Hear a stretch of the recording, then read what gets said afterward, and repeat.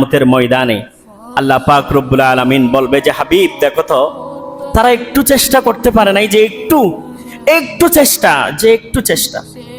24টা ঘন্টার মধ্যে কয় ঘন্টা আমি কিভাবে ব্যয় করি, এটা আমি আমার কথা বলছি, আপনি আপনার কথা চিন্তা করেন। আমার সম্মানিত মুসল্লিগণ, কাউকে ইন্ডিকেট করে আমার বলা নয়, আমি শুধুমাত্র পরিবর্তন, আমি চাই চেঞ্জ চাই। আমি কালকের জীবন রাখতে চাই না, কালকে চায়ের দোকান বসে আমি আড্ডা দিয়েছি, এটা আমি আজকে আর চাই না। কালকে রাতে না জেনে কেউ না দেখে মতো শুধুমাত্র আল্লাহ দেখেছে। আচ্ছা আমরা যেটাই করি না কেন সেটা দেখেন তিনি কে? আল্লাহ। কেউ দেখে নাই, শুধু আল্লাহ দেখেছে। এমন পাপ করেছি, এটা আমি আর আজকে রাখতে চাই না, আমি পরিবর্তন চাই। তো নবীজি বলছেন তাদেরকে দেখে, তাদের আমলনামা দেখে এমন ভাবে কান্না করবে। আর জান্নাতের মধ্যে যে সমস্ত হুররা আছে, বলে যে তাদের জন্য, শ্রেষ্ঠ নবীর শ্রেষ্ঠ উম্মতের জন্য এমন কিছু হুর আছে, তাদের শুধুমাত্র চুল থাকবে 120 ফিট। নবীজি সাহাবী কেরামদেরকে ইরশাদ করলেন, সাহাবী কেরামরা জিজ্ঞাসা করলেন, ইয়া রাসূলুল্লাহ 120 ফিট চুল হলে এত চুল লম্বা কিভাবে তারা সাজগোজ করবে? বলে যে এই চুলকে সাজানোর জন্য তাহমিলুহাল হাদামাত, এই মহিলা, এই যুবক, এই যে যুবতী যারা আছে তাদের সাজানোর জন্য তাদের পিছনে খাদেম পর্যন্ত লিপ্ত করে দেওয়া হবে। জোরে বলুন সুবহানাল্লাহ।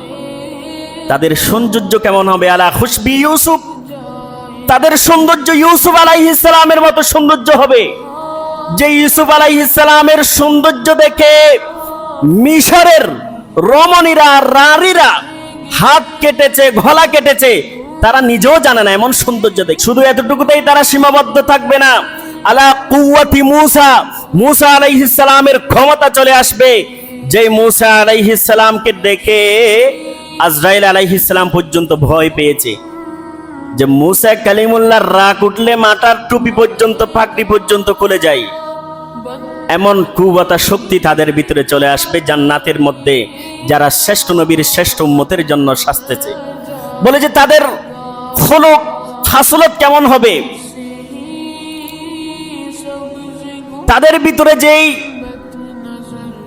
একটা আদব আছে, যে একটা সম্মান আছে, ওই জিনিসটা কিভাবে আসবে? বলে যে আলা খুলিকি মুহাম্মাদিন সাল্লাল্লাহু আলাইহি ওয়াসাল্লাম, মুহাম্মদ সাল্লাল্লাহু আলাইহি ওয়াসাল্লামের চরিত্র জান্নাতের মধ্যে শ্রেষ্ঠ নবীর শ্রেষ্ঠ উম্মতের জন্য যারা সাজতেছে, সাজার জন্য আল্লাহ হুকুম দিয়েছে, এই খুলুক এবং চরিত্রের অধিকারী হবে। জোরে বলুন সুবহানাল্লাহ।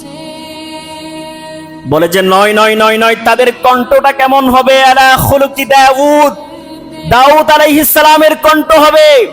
বলে যে দাউদ আলাইহিস সালামের কণ্ঠ কেমন? যুবক তুমি কি জানো? ও শ্রেষ্ঠ নবীর শ্রেষ্ঠ উম্মতরা তুমি কি জানো?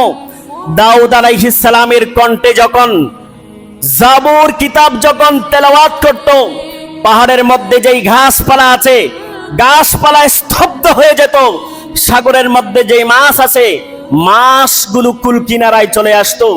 চন্দ্র এবং সূর্য পর্যন্ত আল্লাহর কাছে দোয়া করত।